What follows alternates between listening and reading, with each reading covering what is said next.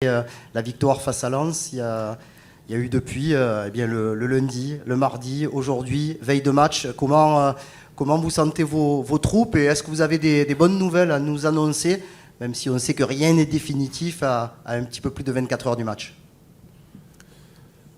Déjà, dès le lundi matin, on avait switché sur l'Atalanta. On avait commencé un petit peu avant, mais de loin. Là, on est rentré, on a oublié Lens complètement. Donc, on regardait s'entraîner nos joueurs convalescents. On va encore voir cet après-midi ou voir demain matin le cas de Chancel, Bemba, Murillo, Unai qui a une petite infection à cet orteil qui opéré, qui n'en finit plus de l'ennuyer. Par contre, Quentin Merlin et le petit Soglo seront dans le groupe sûr. Gigot est suspendu, bien sûr, et par rapport à dimanche, Gay, Onana et Garcia ne sont pas qualifiés. Bruno. Coach, bonjour. On a souvent parlé avec vous sur ces veilles de match européens, du match parfait à réaliser le lendemain, que ce soit l'aller ou le retour et quels que soient les scores auparavant. Est-ce que là, ce sera le match plus que parfait, quelque part? Parce qu'on vient d'en parler avec Jonathan Klaus, mais la combativité, ce que vous avez proposé jusqu'à présent, ce qui était très intéressant et ce qui vous a permis de passer, ne suffira probablement pas encore une fois demain. Vous jugez par rapport à quoi? À nos matchs de championnat? Parce que je pense, oui, on est sur une dynamique depuis le match de Benfica, même si on n'a pas été mirobolant. On a égalisé à Toulouse. Contre Nice, je pense qu'on méritait gagner. Même à 10, on a tout fait, on a tout essayé pour, à la dernière seconde, encore une occasion de but. Là, contre Lens, on pensait avoir fait le plus dur, ils nous ont égalisé, on a remis en route et on le gagne à 4-5 minutes de la fin. Donc on a le bon état d'esprit. On a le bon état d'esprit, ça il va falloir le maintenir. Et demain contre une très bonne équipe, contre la meilleure équipe des quatre qu'on ait eu à jouer, il va falloir monter encore un peu plus d'un cran.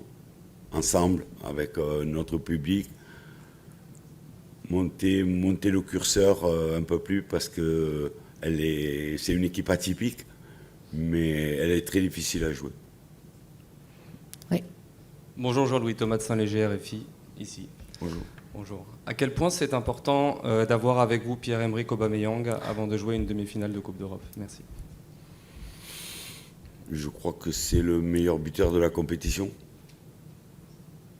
Donc ça parle tout seul. Depuis que je suis arrivé, c'est le joueur qui nous fait la différence. C'est un professionnel hors pair. J'ai entendu qu'on parlait de son âge.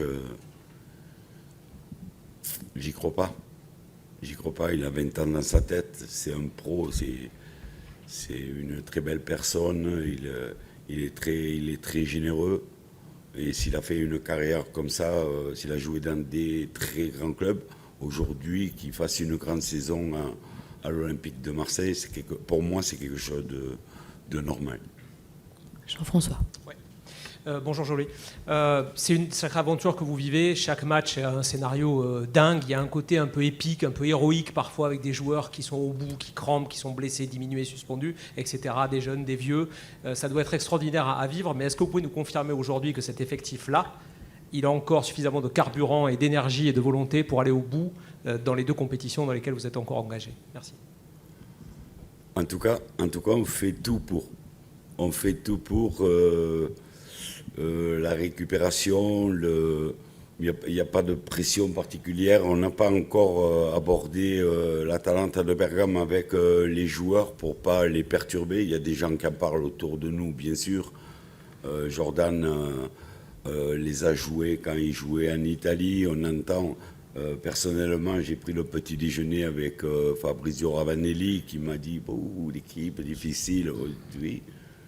Mais on essaye d'enlever toute pression aux joueurs pour rentrer dès cet après-midi un peu plus dans le match. Et à partir de demain matin, vivre l'événement, mais ne pas perdre d'énergie à l'appréhension. Mourad. Oui, bonjour coach. Vous l'avez dit, vous allez affronter une très bonne équipe qui a beaucoup de talent, mais qui a aussi un style de jeu très identifié. On sait comment ils jouent. Est-ce que pour vous, en tant que coach, c'est presque plus facile à préparer tactiquement parce qu'on sait exactement comment ils vont jouer? Et vous nous aviez aussi parlé du match de Lens, qui avait peut-être pu vous donner certaines sensations, certains repères. Est-ce que vous pouvez nous dire quelles sensations, quels repères vous retirez de ce match de Lens? Mais je vais vous parler de l'adversaire parce que c'est un exemple. C'est un exemple. Ce n'est pas le nom le plus ronflant qu'on ait eu à jouer, mais c'est la meilleure équipe. Pourquoi? Parce que l'entraîneur est là depuis 8 ans, il a un système de jeu.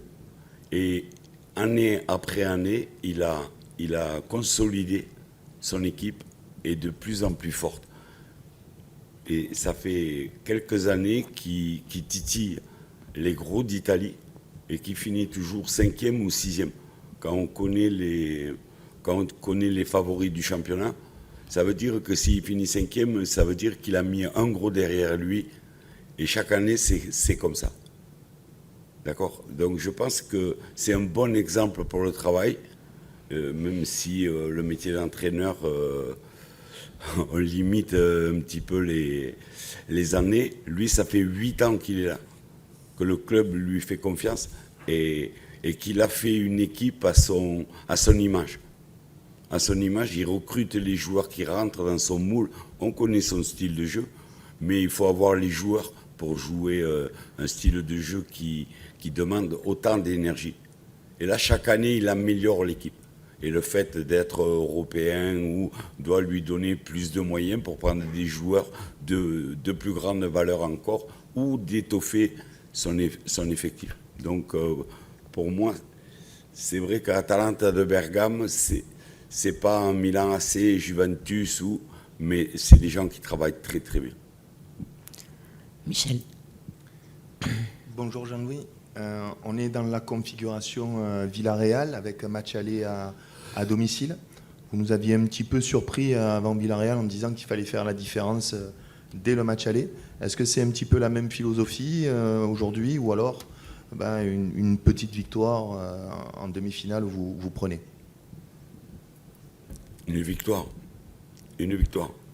Est-ce que la différence sera suffisante? On n'en sait rien. Après, il nous restera un match à retour à gérer. Parce que j'ai peut-être fait une erreur à Villarreal et d'envoyer un message négatif au groupe en disant je mets Aubameyang et Harit sur le banc. Je l'ai pris pour moi. Je n'ai pas dit aux joueurs, mais je me suis dit, peut-être que les gens ont dit, ils pensent que c'est gagné. Donc un match aller, ça reste un match aller, un résultat positif, ça reste un résultat positif. Après, on s'adaptera au match retour. Mais demain c'est pratiquement le match parfait, ensemble, avec notre public, et tout le monde sait les ingrédients qu'il faut commettre. Stan. Oui, bonjour coach. Je reviens sur la question que j'ai posée à Jonathan sur le rapport entre l'OM et la Coupe d'Europe. On sait qu'il y a ce rapport particulier. On voit derrière vous toutes les unes de journaux. Là, il y en a beaucoup qui sont liés à la Coupe d'Europe. Vous avez découvert l'OM et le Vélodrome un soir de Coupe d'Europe aussi contre le Shakhtar. Est-ce que vous sentez vous aussi ce lien particulier entre l'OM et l'Europe?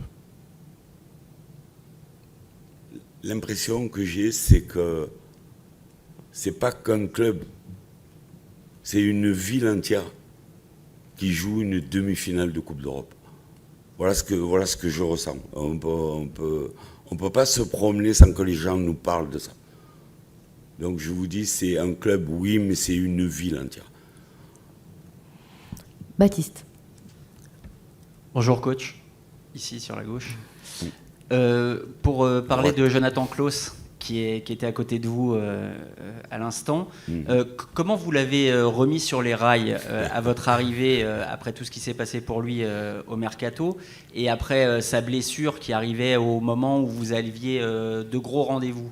On sait que vous avez souvent parlé des mots et des échanges que vous aviez pu avoir avec certains joueurs comme Ndiaye ou Sarr, mais quel a été votre message avec lui? C'est un secret. C'est un secret. Il fallait... moi, je parlais que de sportifs. Je parle de sportifs. Si un joueur international n'est pas un plus dans un effectif, c'est qu'il y a quelque chose qui ne va pas. Donc, j'ai discuté avec lui. Comme vous dites, j'ai essayé de le remettre sur les rails. Aujourd'hui, le paradoxe, c'est qu'il a été blessé avec l'équipe de France et qu'il a fallu... s'adapter à la situation, prendre le temps qu'il fallait pour pas reprendre trop vite, limiter son temps de jeu comme celui des autres pour être là sur les rendez-vous qui nous restent. Le premier match, je lui dis 1 heure, il fait un peu plus. Le deuxième match, c'est un contrat. C'est un contrat avec lui de dire... quand tu es au bout, tu es au bout, quoi. Il y a une espèce de regard qui fait que je sens quand le joueur est au bord à la limite. À la limite, dans le second match, il a joué pratiquement 80 minutes. Là, on dira qu'il est prêt. Mais ce sont des choses personnelles. Et c'est souvent avec beaucoup de joueurs. Il faut savoir quel est le talon d'Achille de chacun. Arnaud. Bonjour coach, pour poursuivre sur Jonathan Klaus, que vous avez récupéré tout récemment, c'était une bonne nouvelle pour vous dans une saison où vous n'avez pas été épargné par les blessures malheureusement. Qu'est-ce qui vous apporte concrètement sur le terrain quand il est à 100% et comment vous le voyez humainement dans ce groupe? Qu'est-ce qu'il apporte au groupe? Sur le terrain, je crois qu'il est un des meilleurs passeurs. On a le meilleur buteur, Aubameyang, mais je crois qu'on a 2 passeurs à 6 passes. Et Jonathan Klaus et Harit. Il me semble que j'ai lu ça. C'est un joueur de couloir qui vous donne la profondeur, qui vous donne la qualité de centre, la qualité de coups de pied arrêtés. Et de temps en temps, il marque un but. Donc, tout ça, on prend. S'il est international, c'est un grand joueur. Comment? Humainement. Humainement, vous l'avez vu. Mais il n'y a aucune... Quand il parle du groupe, c'est la vérité. C'est la vérité. Ils vivent bien ensemble. Il fallait juste cadrer un ou 2 trucs avec eux. Ils ont compris que dans l'état d'esprit, on devait tout donner. Voilà, dans la vie, quand on fait ce métier, il y a un minimum syndical, c'est de tout donner. Après, techniquement, on peut réussir ou des matchs, ou des passes, ou des centres, ou des buts, mais au moins tout donner, c'est le minimum. Et ça, ils ont franchi un palier. Oui. Bonjour, Patrick Yanner, Licoré le Sport. Je sais en français. C'est plus facile. Super. Après la victoire avec le Liverpool, l'Atalanta peut gagner la Coupe d'Europe et, secondement, les joueurs plus dangereux de l'Atalanta. Merci. Quand on voyait le tirage au sort des demi-finales et qu'on voyait Liverpool, tout le monde disait Liverpool, facile. Facile. Et quand on a vu le résultat du match aller, 3-0 à Anfield Road, là, toute l'Europe a dit oula. Et après, on a regardé le match et on a vu que même si Liverpool avait un petit peu fait tourner l'effectif, l'Atalanta a fait le match parfait là-bas où dans l'intensité, dans le combat, dans les duels, la transition, c'était un match extraordinaire et que le résultat était pratiquement mérité. Oui. Sì, 2 domande in italiano. En italien. Gioele Anelli, Sport Italia. Una, se data l'emergenza in difesa c'è la possibilità che domani ci possa essere il passaggio a una difesa a 4, e la seconda domanda è legata a Valentin Rongier. Se può farcela magari per il ritorno a Bergamo, dato insomma il momento, l'infortunio in questo momento.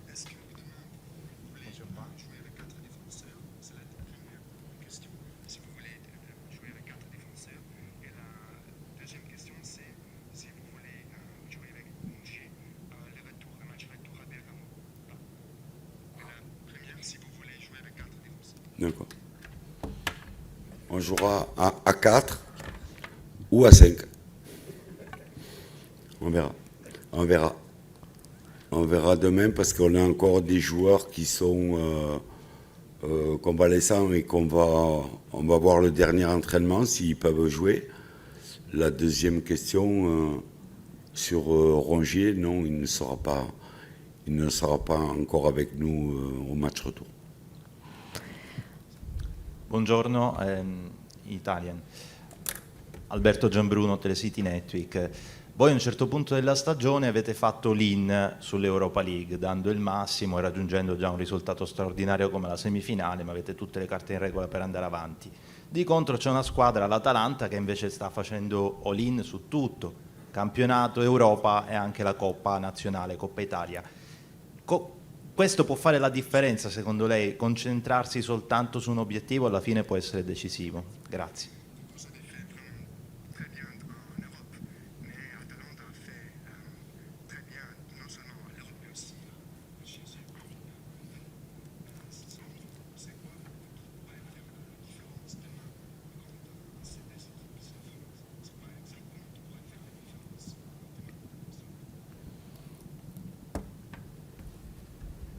Je vous dirais que si l'Atalanta est sur tous les tableaux, le championnat, la finale de la Coupe et la Coupe d'Europe, c'est qu'ils ont, je vous l'ai dit tout à l'heure, c'est un club qui travaille très bien. Ils n'ont pas juste une équipe. Ils n'ont pas juste une équipe. Ils ont un effectif de joueurs que l'entraîneur a choisi.